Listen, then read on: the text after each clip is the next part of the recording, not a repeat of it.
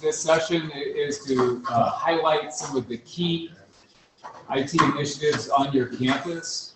So it's not a rundown to demonstrate to everybody how busy you are, but it's some of the key IT stuff that's going on. Please send your full complete list to Marla so that others can be reminded of who's working on what. But for the purpose of this session, what we'd like you to do is in the 2 to 3 minutes, just hit on some of the highlights of what's going on your campus.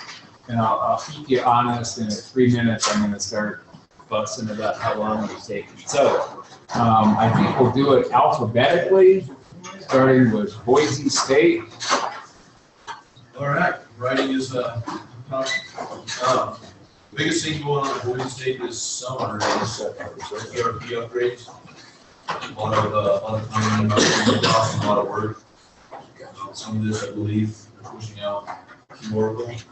Yes, so just to elaborate a little bit, we're running PeopleSoft Finance 8.8, which is a very old iteration of PeopleSoft Finance, and rather than doing a forklift upgrade to PeopleSoft 9.2, we're moving that system to Oracle's ERP cloud, which includes the finance package, grants and projects and other pieces.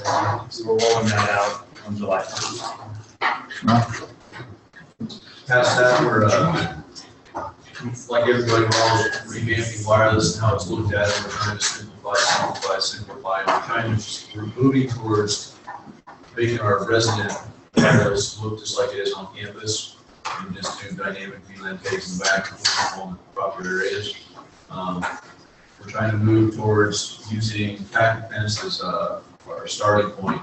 We're presenting a splash page with options similar to what we saw from UVU last January. We have a lot of construction. There's essentially 3 buildings going up right now, and a lot of fiber underground because they're not on our campus anymore. We're doing a lot more building away from campus with departments like computer science. So we're doing our best to make arrangements and deals with other city entities to get to those locations and save some costs along. Done? Nice. Less than 2 minutes. Exemplary. Okay. You said a chapter. Oh, I know. I'm just going to do it on the phone. BYU. All right. So we have a lot of things going on right now. We are looking at architectures for our wireless smart classrooms. We're looking at, right now we're doing a proof of concept with Aruba. We've been on Xeris for about 5 years. We just want to see what else is out there and see if other things make sense. So we've been pretty impressed with what we've seen with Aruba. We've liked some of the features and functionality we've seen with ClearPass. It's kind of a big elephant to swallow, and there's a lot of work to be done there, so we've been working through that. We're also reconsidering our wired switches in our closets, even up to our core and out to our border.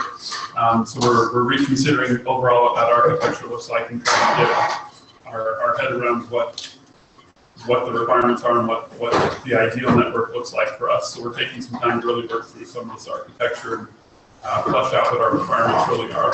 On the server and storage data center side, we've been moving with a cloud-first strategy. We've identified all of the applications, all of our internally written as well as our purchased applications.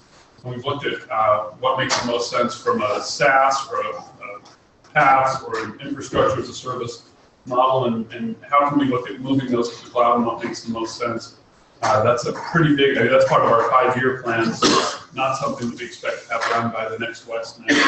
But we track all these. We have a Tableau dashboard that actually tracks each one of these internal apps and where we are in the progression and what we've looked at. That's more a management dashboard than anything, but it serves as a reminder to all of us about where our priorities are. We've been looking, as part of this, we've been looking at ways that we can move file storage out of our largest user of files, or our largest user of our VMware infrastructure in the departments is people like to create Windows file servers inside of VMware, which is a really expensive way to create file servers. So that seems like some low-hanging fruit that we can look at other ways to optimize that and move it out to the cloud. And so That's one of the first projects we've got queued up. We also replaced our Hitachi VSP. Just recently, I actually just got notice that it shipped with a 3-par system. We bought a really high performance VSP. We never pushed it anywhere near the capacity that it had in terms of IOPS. And the maintenance on it was incredibly expensive. It also turns out that Hitachi discount purchases a lot more than they'll discount ongoing maintenance or expansion. And so that's led us to look at other vendors that are a little bit more sustainable for pricing models. So we're looking at a higher end 3-par, which may not be the same class as the VSP, but as we've looked at the IOPS requirements we have for the VMs running on, we feel like that's a pretty good fit. So we've got a substantial cost savings of what the VSP is costing us. So implementing that is a big effort for us. One other thing that we've got going on before the end of this year, we have a large presence of content filters. We currently use Cisco WSAs running iron port to do content filtering for our campus. We are past the edge of capacity on that, so we had to start pulling things off of those just because we don't have the capacity. Rather than buying more WSAs and pay more iron port, we are looking at possibly using our Palo Alto to do content filtering and adding the license to that. I think our contract with our iron port contract expires December 31st of this year, so we're working on that solution. Is there anything else I'm forgetting, Michelle? Okay. Great, thank you. BYU Idaho. So I'll say exactly Mark too. I think this last weekend we just completed our new financial aid rollout. This is the Cleveland region, so that's a new deployment for us. In December, I guess January, we introduction with the HR payroll system, Workday. That's actually been used on a shared tenant with Hawaii. That's caused some interesting challenges because if you have the right privileges, everybody shows up every place else, and so you have all the employees are looking for, Todd Smith or whatever, and there happens to be 6 of us because we're looking at, all the students and all the faculty and all the employees and everything. But 6 months of production so far has been very successful. It's kind of nice because the business units, the HR group are the ones that are actually supporting that for the most part. I have one guy who's probably devoting 3/4 of his time to support some back-end stuff, back-end building courses, like that. Other than that, it's a huge workload off of us.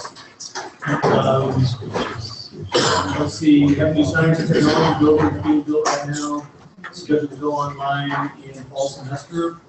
One of the biggest challenges there is the new classroom technology they want to deploy. Something totally new. We've never seen a lot of stuff before, and I can't give you a lot of details, but it's causing a lot of the IT guys to back up a little bit, trying to figure out how we're going to support this new thing, this one-off, everything else we have on the we are going through a formal change management, change control, evaluation process right now. We've hired a consultant, Clint Wellington out of the UK. The conversation is kind of early, but it looks like we're going down some ITIL type routes. It'll be nice to have some formal things, but it's going to be kind of a tough road to our enrollment cap is just raised from about 18,000 to 20,000 per semester. That might not sound like a lot to some of you, but we have a 3-track system where students can attend classes 2 of the 3 tracks throughout the year. And so that raises our annual head count up to about 40,000 students a year, which is kind of a big thing for us. In addition to that, our online programs are growing nearly exponentially. We're targeted to have over 100,000 online students by 2018.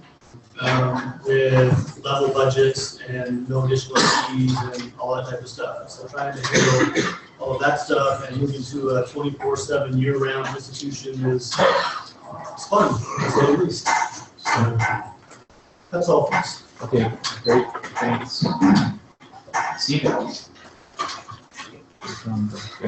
Yes.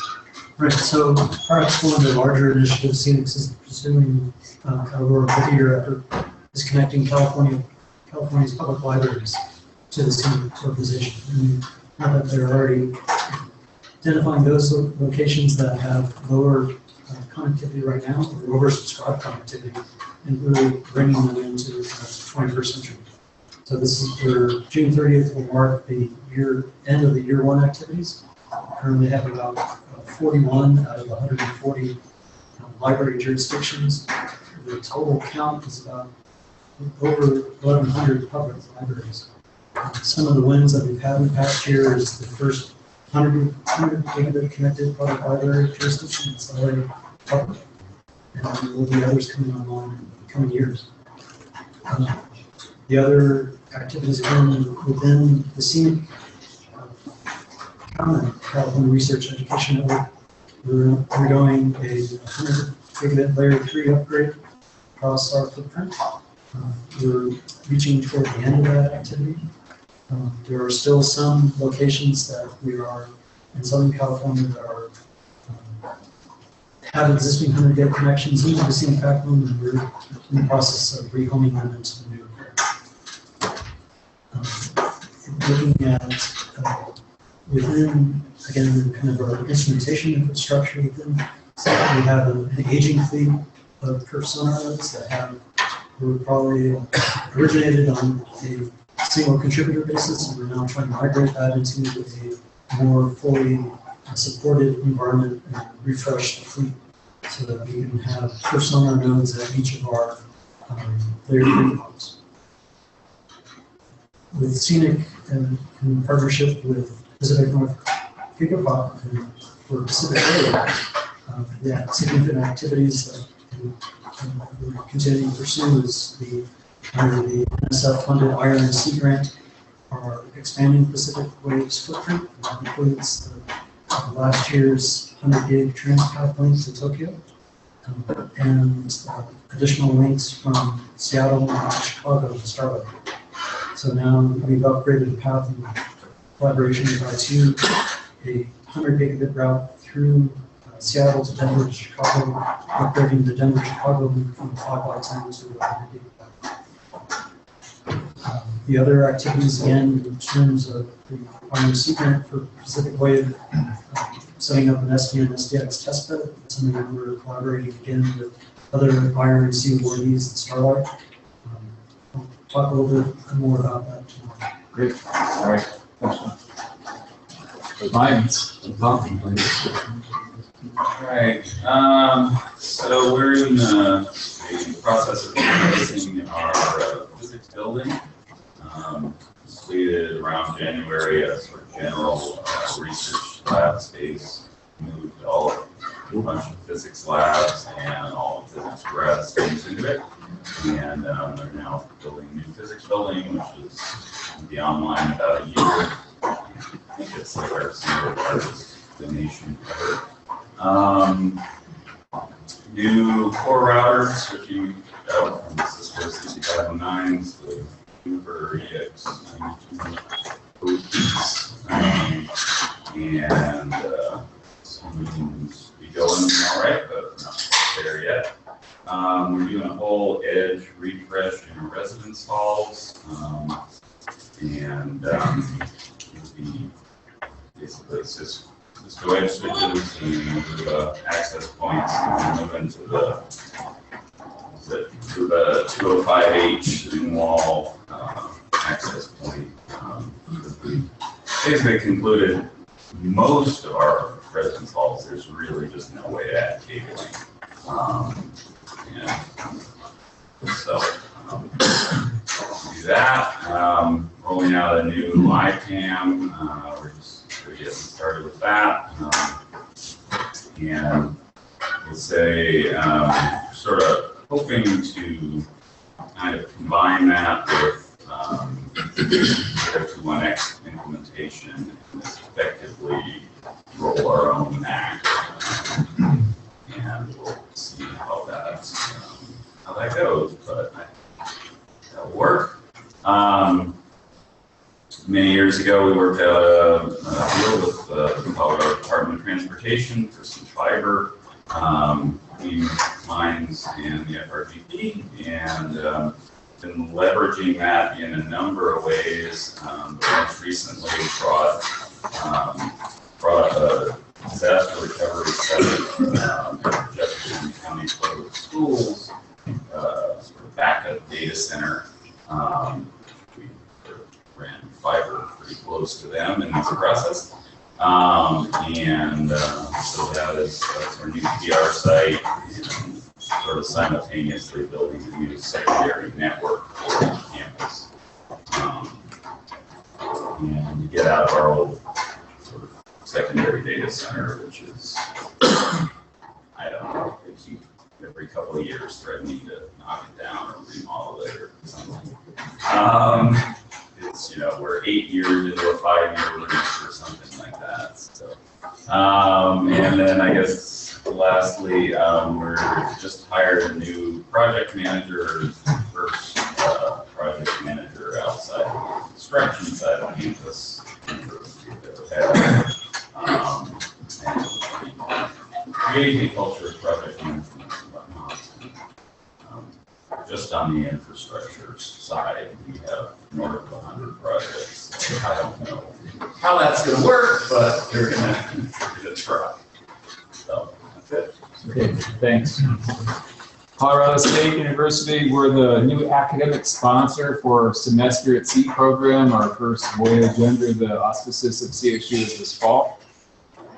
We're still a strong Unison founding member. We're looking at things like anti-plagiarism, learning analytics, adaptive learning applications, tools for a content repository, and things of that nature. And we're a GATE IPAS recipient working on phase 2 of that right now.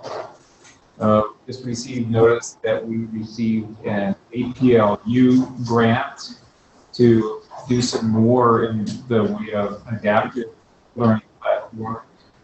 We're building a new multi-purpose stadium, so it will not be just a football stadium on campus, but also house the Alumni Center and the Center for Academic Success and Achievement. So academic function as well as athletics. The gift keeps on giving and looking at lots of DAS and other things for that. Working with our Office of the Vice President of Research for compliance with grant requirements, so FSMA-like things. Still looking for new ways to improve learning classrooms and other kinds of technology upgrades in the classroom. We continue to migrate to a VoIP solution using an open source solution from Sixth Foundry. We're about 70 to 75% complete with that. Doing quite well. Struggling to find a way to deal with the inflation of journals. We feel that's not a crisis level. And trying to get our arms around trying to conquer that beast in a time. We were the recipient in partnership with Steve for a $4 million high performance computing solution funded by the National Science Foundation, that are still strong participants in the Rocky Mountain Advanced Computing Consortium. We will host that annual conference on our campus in August. That's an update from the CSU. Yeah. Quick question. Yes. Are researchers wanting like Yes. they are? For agency? Yeah. Yeah. Absolutely. And they can get applications from the national centers? I'm not sure what the issue is. They want cycles, and what they really want is storage. We don't have That's what I was going to ask. It wasn't an issue with that moving the data to the computation is too expensive. Yeah. That's part of the issue. Yeah. Dixie State. Right. So I've got a few things that we're working on. One is we have a distribution firewall. It's at FWSM in the middle of our network, and it's not doing very well. So we're in the process of replacing it with done some testing with some PF-Sense boxes on commodity hardware, and we're going to build some bigger ones for the middle of our network just to keep all of our, keep our middle of our campus from doing things to each other. So we're replacing that at WSM. We're also going to be upgrading our packet fence for onboarding and our housing. Not replacing it, upgrading it. And then we are in the process, we just got some new wireless controllers from Cisco to replace our current 32s that are in chassis, old 6509 chassis. And we're having to do that because the Wave 2 wireless is coming on, and we have a bunch of old APs that we can't replace yet. We don't have the money to replace those. So this goes into our new construction of new housing that we have going in, and the new housing construction is going to have the new APs, and we have to run 2 separate bits of code until we can get money to replace both. In telecom, we're working on finishing up the implementation of our emergency responder for 911 response, and so that's pretty much done. We just need to get some ELINs from CenturyLink, but they, I don't know. You have to find the right person to talk to with them, I think, so. And then we just have various new construction and remodeling that we're dealing with as far as network projects and things like that. And our systems guys are replacing, they are doing a SAN refresh this week. Great, thank you. Fort Lewis. Alright, I'm gonna get just a few here. So, going through the normal upgrade churn of everything. And we did just complete a document imaging conversion from Banner's extender to Lexmark, and it was an incredible project, and it came off 2 weeks early ahead of schedule. Involved all the functional departments, so I was really winning. Now we're rolling into the Banner XD upgrades, and we'll start that. A cool project we just finished, or kind of finishing, is we've implemented a managed print service on campus. So we've taken, can offer a centralized managed printer through these new HP printers that can do 50 pages per minute on their inkjets, and their costs are really low. So we can put a printer in a department, and we can bill a penny a page for it. And they get authenticated through our AD, through our Theros paper pen program. And we're extending that now to copiers. We're going to be able to do the same thing and use our proximity readers on with our ID cards. So you'll be able to go up and scan your ID card, do a copy, and charge it to your department for about 3 or 4 cents a page in copies. So that's been pretty cool and really well received. People are giving up their printers right and left. We'll put these ones in. I really want to talk about is our new building, the Geophysics and Engineering building at the end of campus. That was designed, literally the drawings were designed, engineered, and architected 10 years ago, and funding was pulled, so it was never built. And 2 or 3 years ago, we got funding for the building, and the same funding I think they had 10 years ago. So they just took out the drawings and said, this is the building we're going to build. That was designed 10 years ago. And so that led to some challenges. It all had tiered classrooms in it, and in fact, they're going, we don't want tiered classrooms anymore. Wireless was not included in the plans. So we got involved. It was kind of a struggle because we were dealing with architects on a budget and all these. But we got some extra money, and we added a lot of cool stuff. So high density wireless, of course, we got in. That was an easy kind of provost said, yeah, you will have wireless in the building. We've added room displays, so a little display at the outside of each door. And those are running Concerta, our open source digital signage system, which with an RSS feed coming in from Resource 25. So they'll be able to display the class that's happening and the teacher that's the take on it. So it'll be kind of a conference type thing, experience, hopefully. And we've added door access, wireless door access to every door in the building. So again, our near field communication products, readers, those are synchronized through Banner. So we're going to be able to do a lot of good kind of middleware synchronization and grouper as well. So special groups to add access at different times of day and access plans. Pretty progressive stuff with that, I think. And that's going to extend throughout the rest of the campus. We're having a little battle with the lock shop. They still want to maintain control of every access. And the idea that we could give an administrative assistant grouper access to manage a group, to manage a door in their building is really hard on the locksmith. That's an interesting kind of skunkworks project. We got in conduit to put in attendance readers. And we found an IP-based attendance or proximity reader out of England that actually runs as a little web service with an API on it. And so that's going to be a plan to be able to allow students to scan their ID card and have their attendance taken and pumped right into Canvas. What kind of improvements did you need for that from the academic side of campus? Well, what I did is I said, we're building a new building, and I got to get the infrastructure in. Right. So I got the conduit and the cabling in, and I'm going to get approval later. But I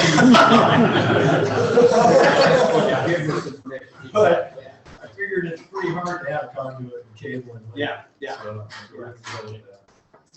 So, and if I can have just a minute, we've got two big classrooms in there that they have flipped essentially. So one's going to have whiteboards on every wall with 10 big 50-inch displays around each wall, a digital wall of 3x3 matrix wall in the front, a digital blackboard on the side, and we're putting these We Present devices on it with a video matrix.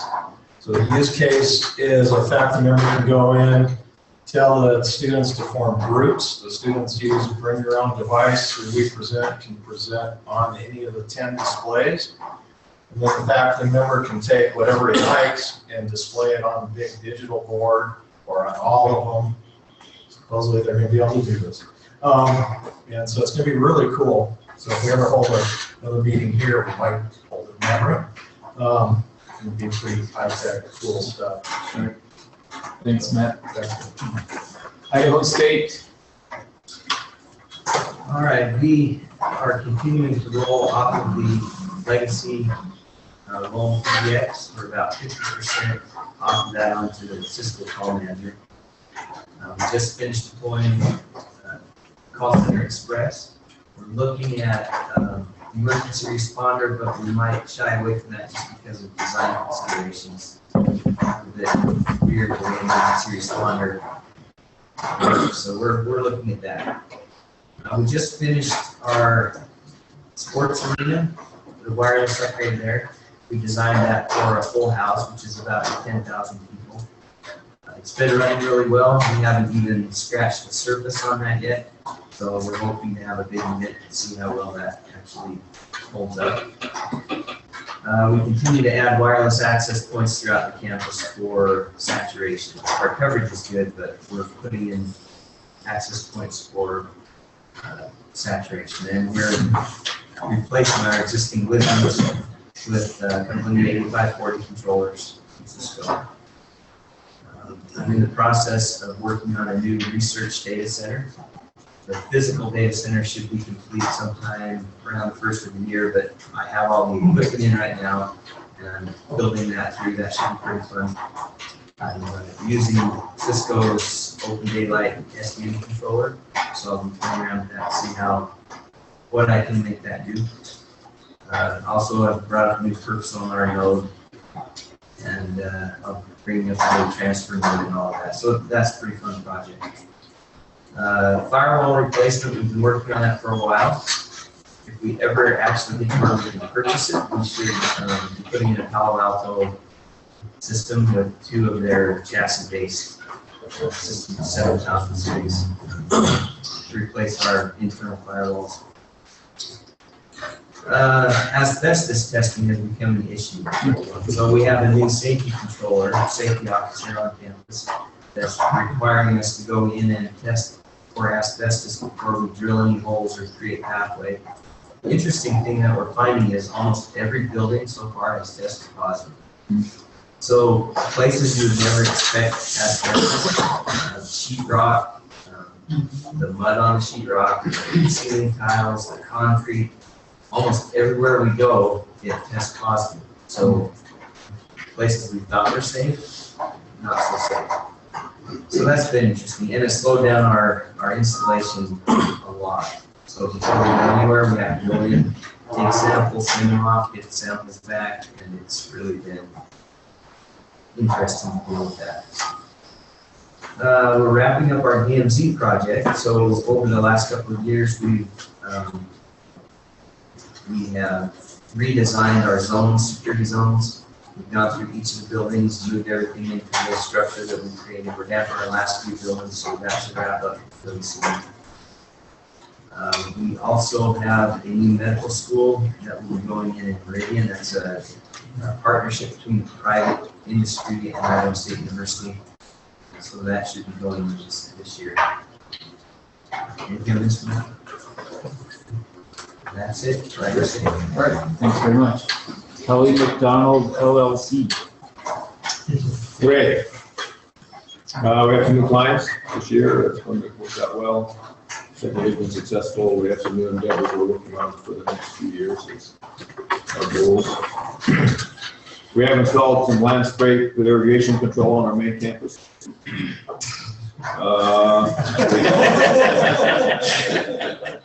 That's wheelbarrow work, Kelly. Hold on. We've been implementing voice control of the physical facilities in our main business building using Amazon Echo.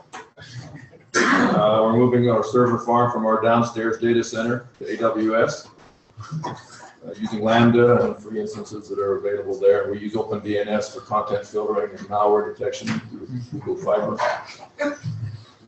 This is a big project. We're shutting down our central food refrigeration unit that has provided support for our dining services for the past 40 years.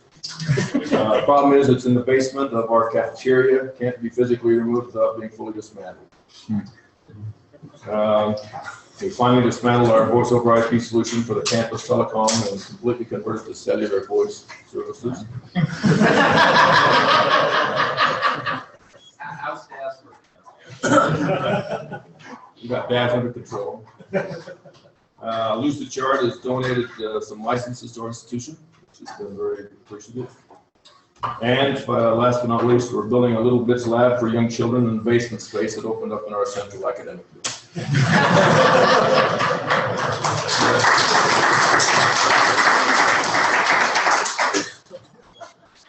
Yes. Yeah, I'm curious about the juxtaposition between you closing your data center and moving it to Amazon and other people building data centers. I'm just wondering what's the variance? What's causing the variance? Well, so in Kelly's case, It's my $100 a year to run four machines in my basement. so it's not necessarily representative, but I think that it's a slow and gradual transition to the cloud. I don't think anybody's abandoning their data center and pushing it all out there. Because I remember Berkeley's massive effort years ago to build and rebuild and get right its data center, and I wonder how occupied it is at this point. But it's odd that Shell, who put all that money into the data center, is now hawking cloud services and getting rid of the data centers. But Yeah, so in my observation, data centers are alive and well, although there's a piecemeal transition of services where they make sense to the cloud. It's an interesting question. I think we talked about previously that for researchers, there's a stock market sale of companies on before doing the compute and storage. But we don't see the community funded national labs giving up large HPC environments, but cloud is part of their portfolio as well. Then you see Berkeley partners with the SNEC and the joint data center development, as well as Michelle's effort within the Berkeley campus to build out the sizing of the core evidence basement new data center. There are challenges within UC. UC San Francisco is managing a new data center for another part of UC in Quincy. There are considerations for, again, kind of collaborating with UC's joint data center. All right, Metro State, James. Yeah, so we hired about 20 people last year. We're basically fully staffed now. We've built an enterprise IT service catalog, created service roadmaps for budget and project planning. Completed consolidation to a single 24/7 university help desk. We absorbed part of our Office of Institutional Research in the last few months. We're transitioning to a central ODS EDW, build EDW, but we are about to release the first university report catalog. Built data definitions. We have a pretty big effort in terms of moving to more of a data steward model around campus with that. We're building a new aerospace engineering sciences building. We're implementing curriculum for curriculum development approval process. Variety of upgrades and changes in our environment, moving towards XE. We're continuing to build our Office 365 environment with a campus-wide SharePoint deployment. Migrating to VoIP. If EAB is selling or buying, we're doing their academic performance solutions, we're doing their lab, we're doing SSC campus, we're doing Royal. We're preparing to launch online programs. We have really focused on the student experience over the last year or two to simplify that and provide as many self-service functions as possible. So we're continuing to consolidate under a single sign-on. We'll have DegreeWorks completely implemented this fall. We're on that, like I mentioned, SSC campus. And the EAB guide, that's their mobile app that doesn't get it. And we'll have student education planner and transfer equivalency self-service by fall. We've implemented a recruiter, and we're working on academic works for financial. Yes, Ken. Yeah, on the single sign-on, what are you using the software? Right now, CAS. And then you might you repurpose single sign-on to happen inside should? Yes. Because we're trying to figure out in the community, energy to support CAS going forward. There's only so many bodies to work on this kind of problem space, and so CAS preceded should. CAS adopted to some degree of SAML, but only to some degree. You can't do metadata, etc. So I was curious about that. We're only a matter of weeks from having shit ready to go. And then you turn over CAS. We will. Yeah. Arla, FRGP, NCAR, UCAR. I'm not going to talk about the FRGP since I'm going to be a presentation tomorrow, but NCAR, UCAR, for those of you who don't know, is the National Center for Atmospheric Research, managed for University Corporation for Atmospheric Research. We are in the process of putting a new supercomputer up at our NCAR Wyoming computing site in Cheyenne, Wyoming, and many of you know we presented that in January, so we're still working through that. We've received all of the Juniper hardware we're using for the central switch and are in the process of testing with our storage. All of this is new gear, so there has been interesting hiccups getting optics to work together and some of the configurations to work, but everything's stable now. And the supers are due at the end of the summer and will be operational by January. Run all of our tests on those systems before they get operational. As you may know, and I keep harassing you about, we're hiring 2 New network engineers, those are partially working for UCAR and NCAR, but mostly working for the FRGC and Bison. So for many of you, it's to your advantage to have those people be good as they work for you. The climate display, NCAR just put a really new spiffy climate display at the Mesa Lab, and our team helped get all the networking into that.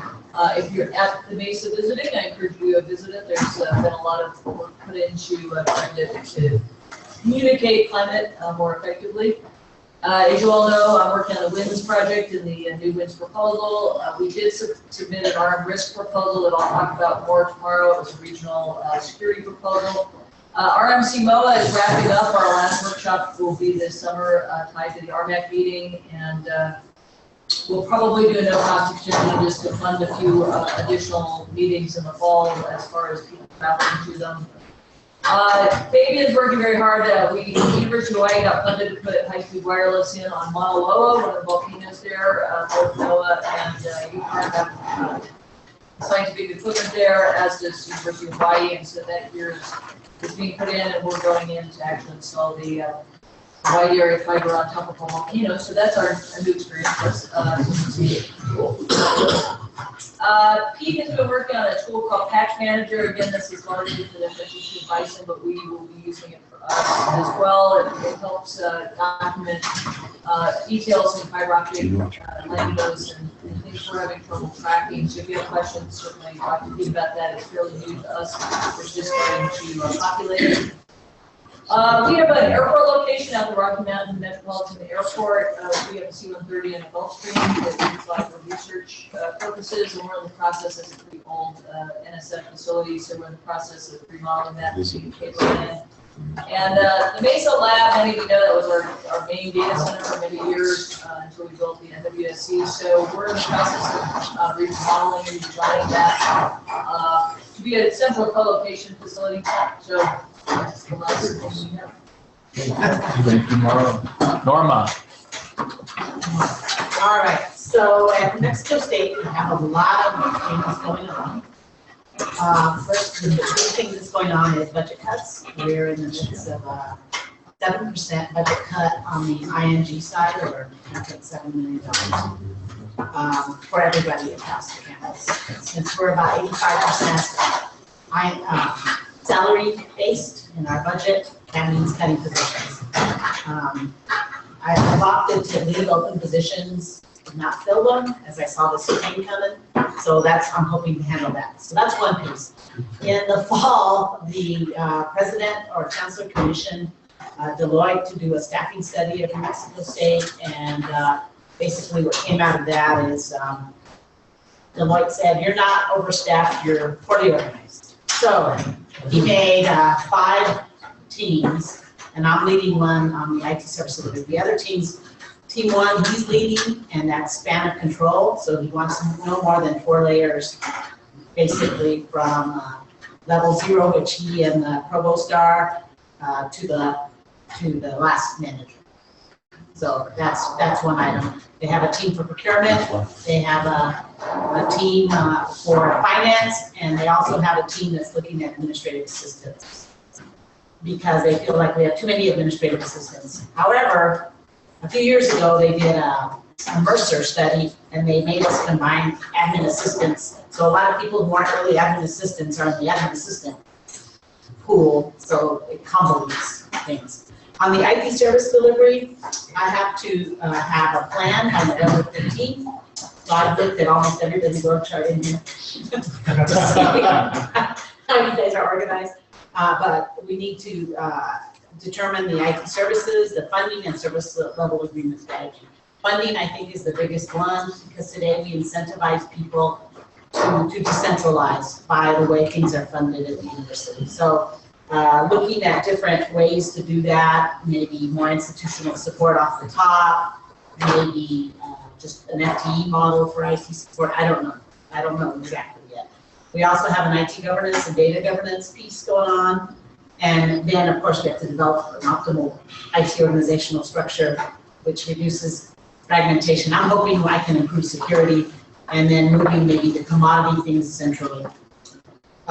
We completed our Cisco VoIP project, but because of the wiring issues, we had to use the 5-bridge polar switch in some of the older buildings. It took us about 3 years to complete because we have no new funding to do this, so we had to do existing funding. We did something like what Chad talked about and used the Cisco ELA to make it easier. Otherwise, it was going to be a nightmare as we transition because you have to keep track of everything. I'm already done. Well, No, I'm saying I'm done. Is that no, good? that was your 3-minute warning. Okay, so I'm done. Keep going. Okay. In security, we've been doing some limiting of on-campus resources to just VPN, including remote desktop. We started an ambitious encryption, whole disk encryption project, and it required all mobile devices to be encrypted. And we had the president champion this by saying, if I can do this, all of you guys can do this. And so he got to send out the letter. We did a peripheral device plan on security and moved well over 300 printers to a non-routable IP space. Unfortunately, our staff had to work 29 Sundays during our maintenance window last year, doing 200 separately scheduled upgrades. We moved our airport to virtual. So we did different, somebody was talking about Office 365 yesterday. We actually put our ironport in front of Office 365. So we don't trust the filtering that Microsoft is doing, and we do some routing that way. We had a very interesting thing happen in April of 2015. The fire department was doing a test of our building, and they accidentally released Intergen in our data center, and it blew the ceiling tiles out, and we lost 50 disks, and all sorts of bad things happened. But within a day, we were able to recover with no data loss from that. So that's our true life disaster recovery plan, and that really required a bunch of teams working together, the system teams and TDAs, to get that all going. We helped recover Advancement, who had also a big. So who talked about the new medical school? And MSU has it's the Royal College of Obstetrics Medicine, right? This is coming to your campus? Yes. Yes, so we have the first one at New Mexico State. They're opening August 1. They are basically not building any kind of housing or lunchrooms or anything like that. They are they're situated right by our football stadium, basically, and they're going to try to take advantage of those common resources on the campus. But they are a private institution on the New Mexico State campus, so you have to worry about accreditation and all that kind of stuff. I'm done. Now you're done. Okay, thank you, Norman. All right, the next tech is not the same as last year. We're,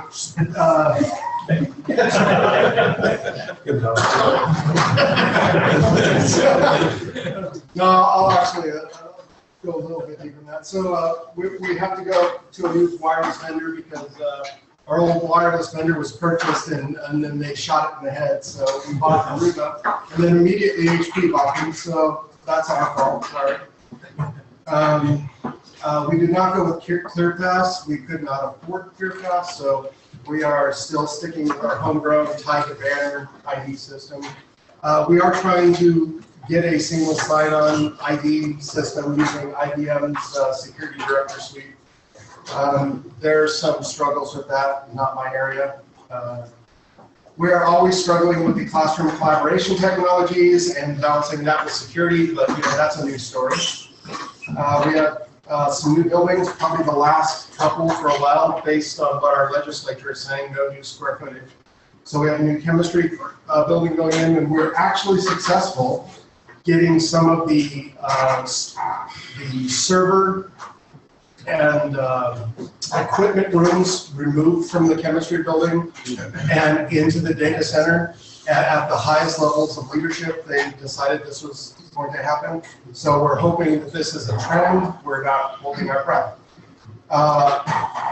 We had a new data center funded, to go back to the data center question. We are currently using a 1909 fire station as our data center. Poured concrete, no air conditioning, no fire suppression, no nothing. So that's the good news. The bad news, it was only $2 million, so it's going to be a small data center. And we're also trying to figure out where to put it, because it's the current data centers in the middle of campus. And data centers aren't pretty enough for the middle of campus, so we're probably going to go to the research part, but how do we get infrastructure there? And all the infrastructure to get there will be on our dime, not on the construction dime. We're working on some new training rooms and collaboration rooms with new technologies. We're working with the city, county, and the university with trying to get a fiber project in the city of Socorro. And we have a lot of infrastructure on poles, underground. And for some reason, the telcos have started coming into town and having public forums, and they don't like this. So we're happy about that anything that makes the telcos unhappy, we must be doing something right. So we're going forward on that. Again, we have budget crunch issues that Norma mentioned, 7% cut. She didn't mention is it's actually retroactive. So that hurt. New Mexico Tech is losing its president of 23 years, so we've had a nice stable run. So as you can imagine, with the new president in July 1st, there is a lot of fear, uncertainty, and doubt. We have not been able to fill any of our positions that we've had posted, even after increasing salaries to what we think is a somewhat competitive level, and also putting out entry-level positions, and we had no applicants. I'm not saying we can't fill positions, we've had no applicants. So that is very tough for us. So we're obviously looking at cloud and outsourcing and all that. And we just rolled out on May 23rd Google Apps for students, staff, and faculty with all new email addresses. So everybody got email addresses like dan.lunsford. Everybody could custom their first. And we did make one concession that if you are here now, you got to keep your old email address as an alias. So everybody gets to have that. So we placated the local people. And everybody going forward just has to. That's it. So was the move to Google Apps co-dependent with the move to Google Now? We wanted this was our technology decision was put up as a popular vote, and seeing how the popular vote. Yeah, and of everybody at the university, and seeing how the academics outweigh the administration by 5-1, we got Google. Yeah. Yeah, really. Alex. Can't see you, but I know you're back there.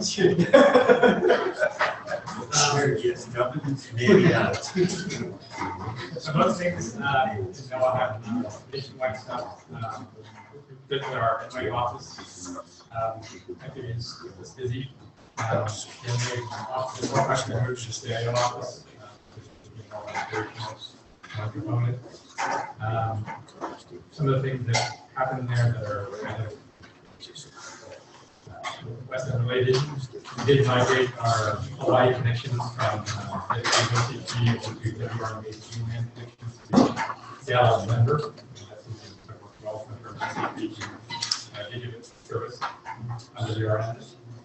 We're also in the process of deploying a California aggregation site to support a lot of our small rural California locations. That aggregation site is going to be co-located at a Senegal hop that CNN occupies.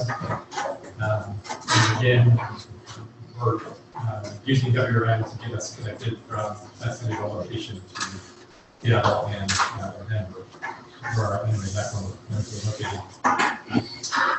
Another thing that's keeping us busy is our trusted internet connection project, which is we have 5 points of presence where we touch the internet: Hawaii, Dallas, Seattle, Denver, and DC. We have those ticks built in Hawaii, Dallas, and Seattle, and in the process of building out their main rotation over in DC. In DC, we're looking to get 100 gig service from the Max for internet and R&D, and then in general, we're looking at 30 gig service from the FRDC. We are struggling with a problem with WCCP implementation on the firewalls that are using those tick stacks. So it's just not a complete implementation. So we're looking at deploying Cisco SRs into that stack to couple that with WCCP functionality. We're looking at implementing our X-Wave solution, which is our external connection from NOAA to the internet. So we're going to move from our isolated geographical silos that are currently operating, so each of those big locations are independent, to having NOAA represent itself as a single autonomous system to the outside world, and then be able to provide failover between those type applications. So we'll be able to get that going within the next year.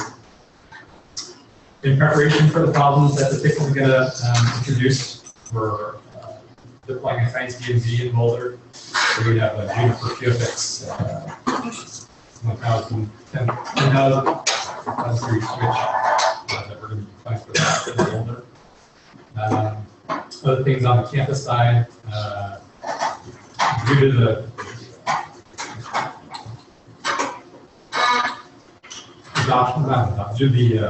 well-received wireless implementation that we have deployed in Boulder, that standard is kind of getting spread across other locations, and we're going to be deploying the same architecture in Fairmont, West Virginia, Seattle, and probably in the DC area in the near future. Other upgrades we're looking at for this future year is we're replacing our closet switch, not necessarily because of any new technology, but because it's just they're old. And we're looking at digital signage for our main processor.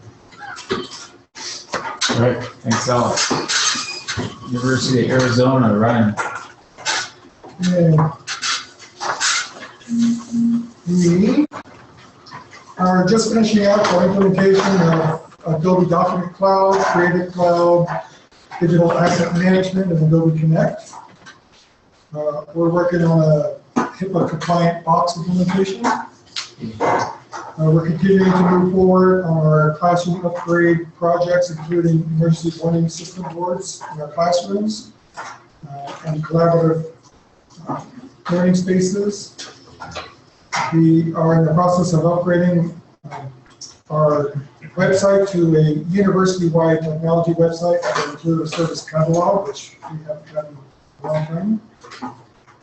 We're upgrading our people tools to 8.55. We are doing an entire core replacement to 100 gig core. We are in the process of deploying SolarWinds, a number of products from SolarWinds for network management. We're also looking at an IPAM solution. We need to replace our DHCP infrastructure and look at re-architecting DNS. We're also looking at closing our border. Right now we have a very open border firewall. We're looking to close that down to just the essentials ports. It's an interesting project. Yeah, exactly. We're in the process of evaluating our identity management processes and systems. We are replacing our SOA suite with NetKernel. We have an initiative on campus to provide every student an engagement experience within their field of study. What we found is finding those opportunities is hard for students, so we're working on a web-based solution to provide a searchable means for students to find these engagement opportunities. And we're continuing our evaluation and movement of our ERP systems to AWS.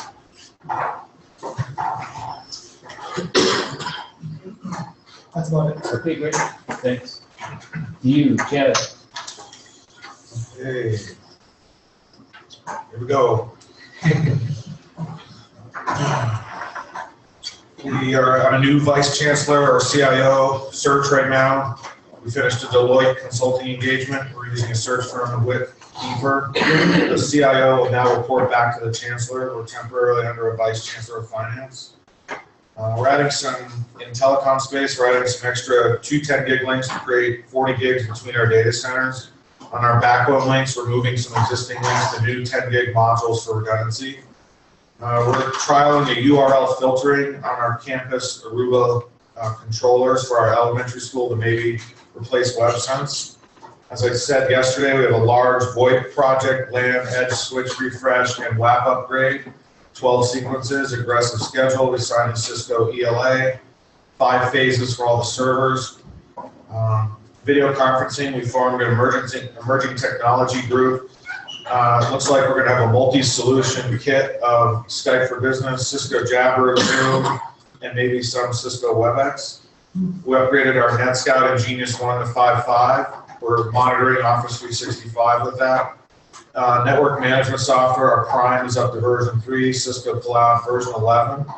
We're signing a 1-year extra year buy-time deal with Comcast for Xfinity on campus. We're still trialing the IP solution. We're using Shibboleth to authenticate for that. Per Sonar, we're adding a second server in the data center. We're looking hard at our telecom recharge budget model, maybe get away from charging for phones and voicemail. Office 365, we moved our DNS MX records to O365. We've had a lot of targeted spear phishing attacks. Employees will not be permitted to set their accounts to forward to an external email provider. We've turned up alumni email opt-in. Graduating students will be offered Office 365 with a separate subdomain, alumni.du.edu. We're going to add some more 10-gig links to our FI switches. We're standing up a test environment for MS Active Directory and LDAP. We've never had that. VDI refresh, Will's been working on that. We've looked at Nutanix, SimpliVity. We're going with vSAN, VMware. We're moving from Terra 1 to Terra 2 0 clients in our VDI hardware environment. Banner, lots of upgrades. Employee profile working soon. Oracle 12c upgrades are this month, next month. We've stood up their EIS server in a test environment. That's Oracle's identity. It's their CAS replacement. We're getting forced down that road. Faculty grading's complete. Parchment, electron. Who was forcing you down the road? Banner, Oracle. No, Illusion. Sorry. Yeah. Is forcing you to use their EIS server. Yeah. So we're kind of wedged.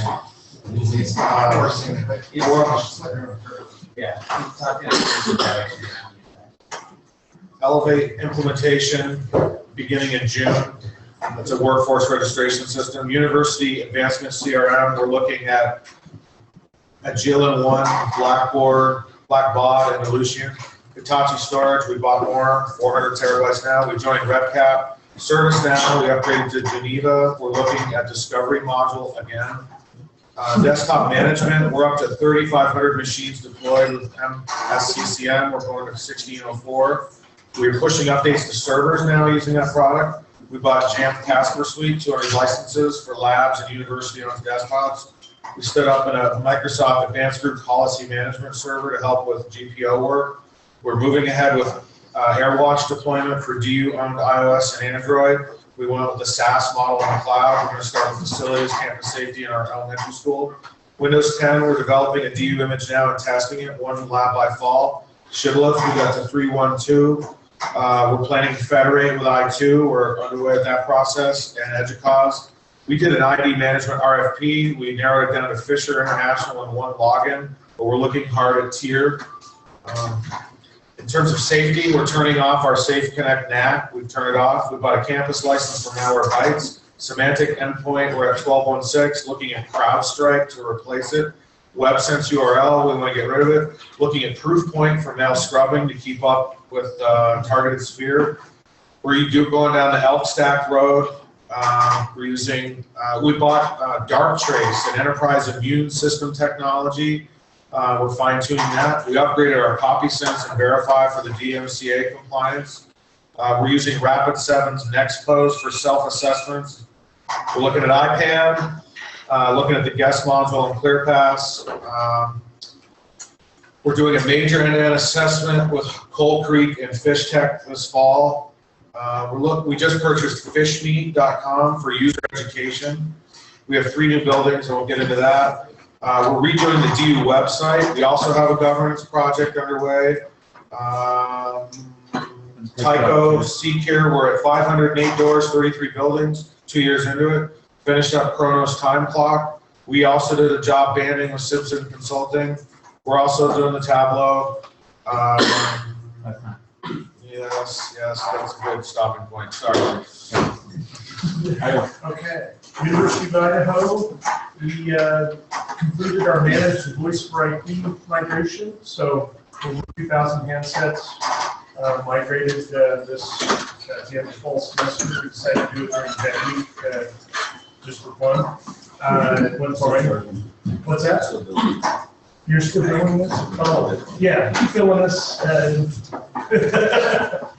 We're planning an MPLS core upgrade, so the entire core, we're jumping into a full feet to go MPLS. That'll be this weekend. So that's why I'm leaving early tomorrow. Dell Blade chassis upgrade. Our service team looked at Cisco, looked at virtualizing, decided time to invest in another Blade chassis. So that means for the network team, we've got MXLs to manage now for 10 gig switches and Blade chassis. Continued housing deployment of wall plate APs. About halfway through that migration. It's going really well. Got a lot of end-of-life APs, or not end-of-life yet, but need to get, they're holding us back on wireless command control upgrades. So we got to keep pushing those for the next 2 years. 2 new buildings that are getting 10 gig uplinks and we're using the Nexus 9272s as our intermediate edge, so that all our edge switches have 10 gig uplinks as well. And the kicker, we removed our last key one. Wow. Finally got rid of that last key one into the garbage. That's it. Okay, great. Utah. Dave? I'll kick off. Okay. And first thing, ServiceNow go live July 6th. We will be consolidating all our incident change, release, and file management into ServiceNow. Hopefully, we will have Symantec's Altiris product as far as those ITIL disciplines retired completely by then. And we're down to be only, 3 systems we have to maintain for requests and tracking and Trevor. RAN border management tools are being reviewed. Checkpoint and Palo Alto are kind of our finalists in that area. Architecture is getting a high level of attention campus-wide. We have essentially an IT collaboration effort across all of the different silos that exist in the colleges and departments, driven by, ironically enough, Deloitte assessment from the outside. So we also are operating under the governance model. And if you want to ever hear about that, I can give you more details. DAS, Office 365, and Skype for Business are 3 strategic initiatives that are taking a lot of our earliest time. We have 3 major construction projects that my organization is being willing to support. So those people that are saying they have no new construction are jealous, actually, because we are absolutely unable to keep up. Cable and fiber is being redirected based on some great examples from all of you over the past years to a more field services model. We're still in the process of restructuring that organization, but Trevor is driving that forward. We have a network node hardening project that's going to be very strategic over the next few years. I guess the easiest way to say it is we have some major network hubs on our campus, but they are in floodplains and in very, very bad shape as far as the risk, if anything, were to happen. So we're trying to find a way to kind of mitigate our risk around network services with a new network node. And that may cost as much as $3-4 million as far as I'm these days. So, Trevor, does that match with your understanding? All right. We will also be relocating most of our IT staff in the city high-rise in Salt Lake off of the university campus around October and November. The university doesn't have enough space to keep IT on campus, so since we can work anywhere, as long as we have a fast internet connection, we can keep us off campus. The field services teams, of course, will stay on. And I think that kind of hits all of our highlights. Dave, Trevor, anything you want to hit up? Just the ACI in the data center I can discuss at our next meeting. All right, Skype for Business rollout, going out 30,000 phones, going big provisioning. That's it. You're gonna still run on the DMS developer? And Bob, University of Wyoming.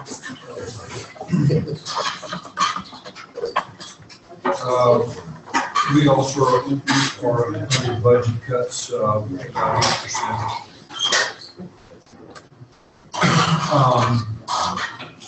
We recently got a new president and we'll have a new provost soon. We are upgrading our wireless system. We're staying with Aruba. We had an RP that ended up selecting Aruba. We're not using CorePass. We're implementing a new campus core backbone that will be running at 80 gigabits per second. We're finishing up the 100 gigabit per second science CMZ license part of it. We're working on some things on the campus. We're greatly expanding two-factor authentication. We're using Duo, and we now have about 4,000 users, which is essentially all of our faculty staff. We're replacing, PeopleSoft will be replaced with a new financial system. It will be a software as a service in the cloud. We recently upgraded or changed our help desk system. We selected a company called Team Dynamics, and there's also software as a service. Local HPC continues to grow. We've got a big data center. We put things out in the cloud, but we're filling it up with HPC.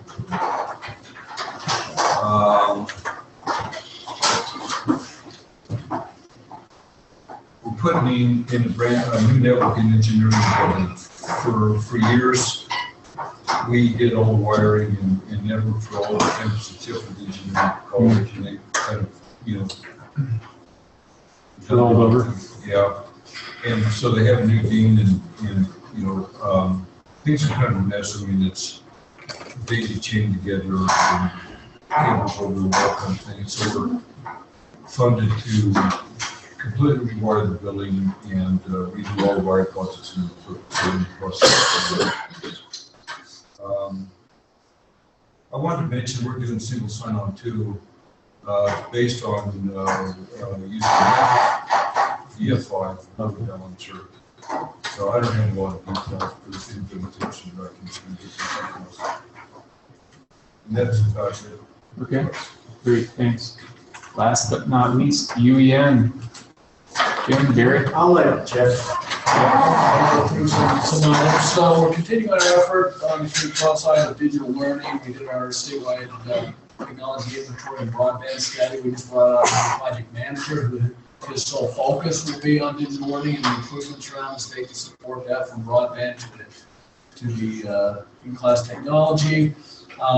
We moved into Econo and WebEx for our collaborative distance ed solutions to increase access and internet solutions for our stakeholders. Cisco now is taking on Econo. We're encountering some difficulty on the management tools and the way that we can manage that. And so we've been having active discussions with Cisco and roadmap on where they intend to take that, and Econo will be the back end moving forward for kind of a meeting room on the WebEx side. So there's going to be a lot of hooks there that we're paying attention to. Thanks to the winter meeting, discussions on Stack 8. We're taking a hard look at Stack 8 as well with our CUCM, and it's looking like it's a good solution that will allow us to extend the ability for some others within our operation to provision. We continue to ramp up 10 gig throughout the state to stakeholders as well as on the backbones. We have a lot going on this year, and I think over 30 unique new sites will be turning up gig to by August of this year. We're almost complete on a pop hardening survey of all our pops around the state. We reported to our board, and I know in particular the UC CIOs are interested in the follow-up on that, so we owe that to them. We just turned up a new DWDM Sienna node at Utah Valley University. That's part of our Metro Fiber, or also known as the Bonfire Network. And then Steve Corbett. And then on some of our RIU is a less expensive solution. We're finding great success in turning up CWDM. So we've been doing that actively in a few places.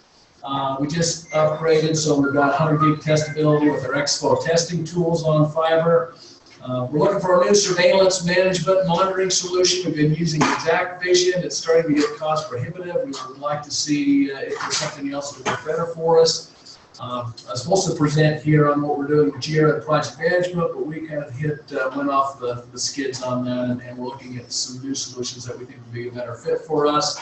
SC16 is coming this November. Jim's heading up the WAN team on that. That's November 13th through 18th, so I know a lot of us will be participating in the ramp up for that. We just implemented 2 Palo Alto firewalls that go on our video network, on our VRF supporting video. SateCon, which we're a part of and help support, comes in October. It's at the Utah Valley Conference Center now, and that continues to grow. It's over 600 attendees, I think, last year.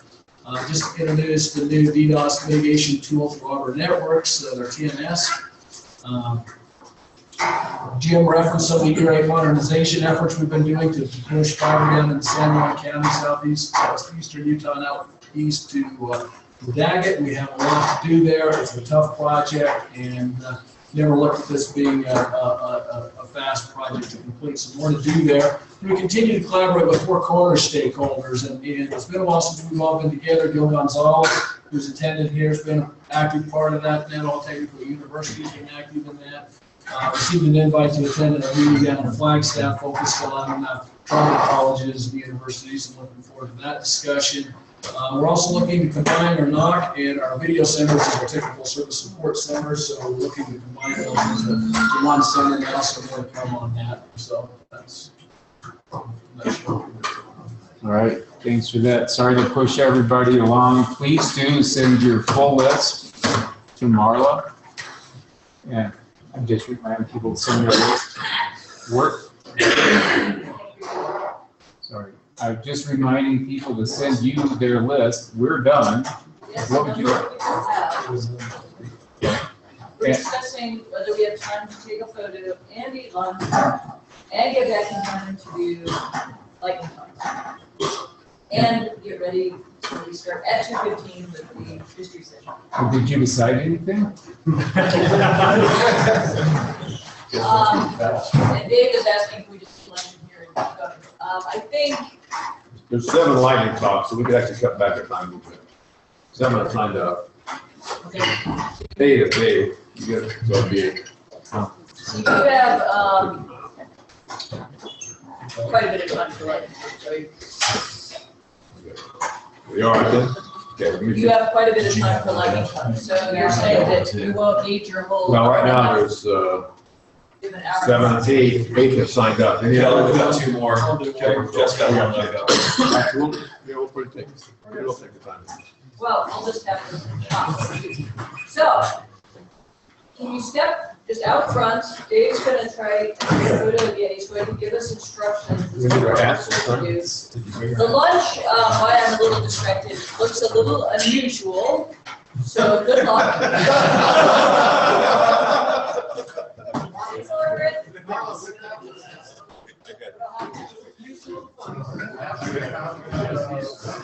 Good luck.